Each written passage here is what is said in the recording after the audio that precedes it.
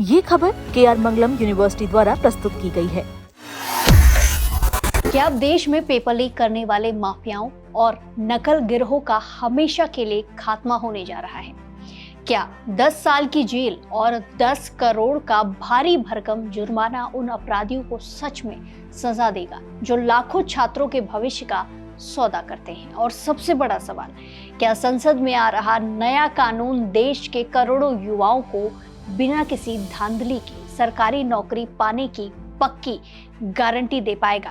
जरा सोचिए, जब कोई छात्र रात रात भर जाग कर पढ़ाई करता है, अपने घर परिवार के सपनों को पूरा करने के लिए मेहनत करता है सालों साल, और अचानक एक दिन खबर आती है कि पेपर तो लीक हो गया है, तो उस छात्र और उसके पूरे परिवार पर क्या बीतती होगी। लेकिन अब देश के युवाओं और छात्रों के उसी दर्द, उसी भरोसे को टूटने से बचाने के लिए केंद्र सरकार एक बहुत बड़ा और बेहद सख्त कदम उठाने जा रही है। जी हाँ, पेपर लीक रोकने वाले 2 साल पुराने कानून में सरकार अब तक के 7 सबसे बड़े बदलाव करने जा रही है, जो नकल माफियाओं की कमर तोड़कर रख देंगे।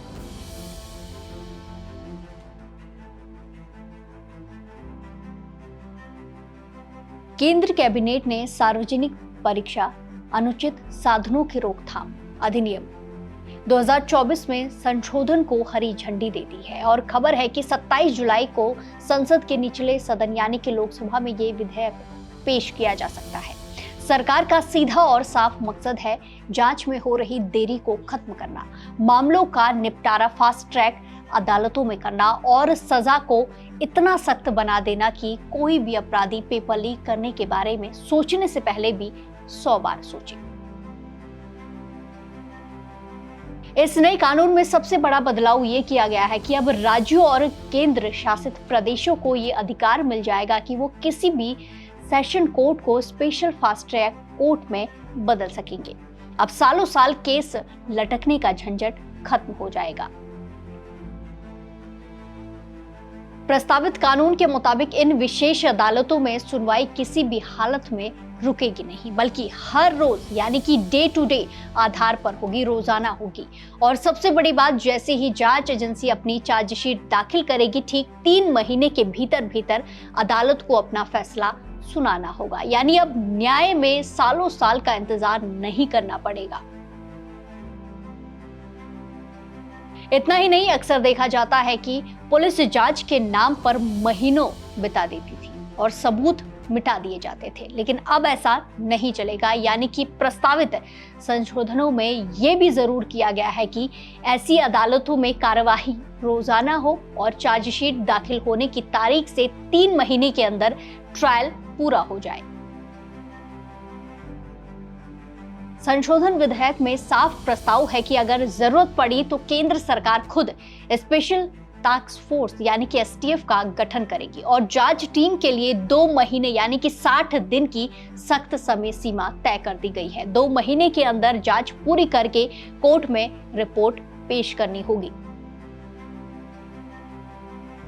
साथ ही केस को मजबूती से लड़ने के लिए विशेष सरकारी वकीलों यानी कि स्पेशल पब्लिक प्रोसिक्यूटर की नियुक्ति भी की जाएगी। यानी कि अब राज्य और केंद्र शासित प्रदेशों के प्रशासनों को केस की मजबूती से पैरवी करने के लिए एक या उससे अधिक विशेष सरकारी वकील नियुक्त करने का अधिकार मिलेगा।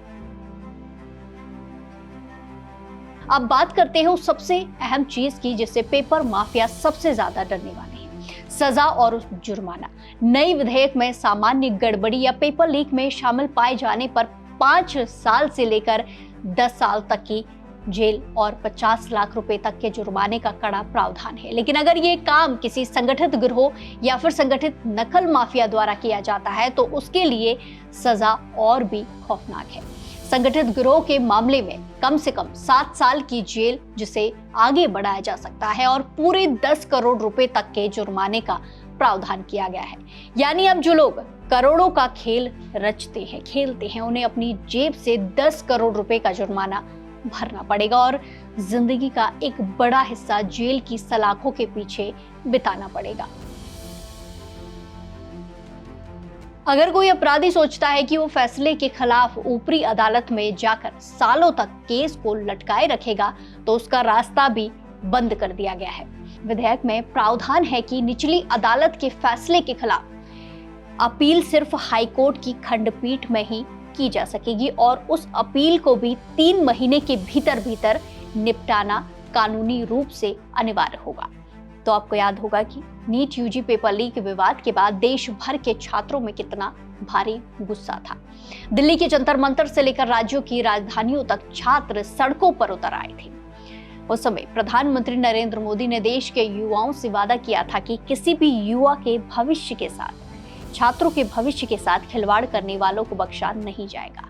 ये संशोधन विधेयक उसी वादे को पूरा करने की दिशा में एक बहुत बड़ा मील का पत्थर माना जा रहा है। हाल ही में जिस तरह से महाराष्ट्र टेट पेपर लीक के मास्टरमाइंड को बिहार से गिरफ्तार किया गया, या सीजीपीएससी भर्ती घोटाले में पूर्व चेयरमैन पर शिकंजा कसा गया, वो दिखाता है कि पूरे देश में नकल माफियाओं का जाल कितना गहरा देखने को मिल रहा है, कितनी गहराई से फैल चुका है। इसलिए इस नए कानून का आना बेहद जरूरी हो गया है। अब सवाल उठता है कि इन पूरे बदलावों का देश के लाखों करोड़ों नौजवानों पर, छात्रों पर क्या असर पड़ेगा। तो ये कानून सिर्फ एक कागजी दस्तावेज नहीं है, बल्कि देश की परीक्षा प्रणाली में खोए हुए विश्वास को वापस लाने की एक बहुत बड़ी कोशिश है। अगर 2 महीने में जांच पूरी होती है और 3 महीने में स्पेशल कोर्ट से सजा मिलती है, तो इसका सीधा मतलब है कि अपराधियों के मन में खौफ पैदा होगा और नकल माफिया का जो इकोसिस्टम है वो पूरी तरह ध्वस्त हो जाएगा। हालांकि जानकारों और शिक्षा विशेषज्ञों, एक्सपर्ट्स के बीच इस बात पर भी चर्चा चल रही है कि क्या सिर्फ कड़े कानून बना देने से पेपर लीक जैसी घटनाएं रुक जाएंगी। असल चुनौती इस बात की होगी कि राज्य सरकारें और जांच एजेंसियां इन नियमों को जमीन पर कितनी मुस्तैदी और ईमानदारी से लागू कर पाती हैं। सरकार ने तो अपनी तरफ से संसद में कानून लाकर नकल माफियाओं पर नकेल कसने की पूरी कोशिश कर ली है, लेकिन इस पूरे मामले पर आपकी क्या कुछ राय है? आप इसे कैसे देखते हैं? क्या आपको लगता है कि 10 साल की जेल और 10 करोड़ के भारी भरकम जुर्माने से देश में पेपर लीक होना हमेशा के लिए बंद हो जाएगा, या फिर सरकार को परीक्षा केंद्रों की सुरक्षा के लिए कुछ और कड़े कदम उठाने चाहिए? अपनी राय कमेंट्स में जरूर दें और बाकी देश और दुनिया की तमाम बड़ी अपडेट्स के लिए जुड़े रहिए दैनिक जागरण के साथ। नमस्कार।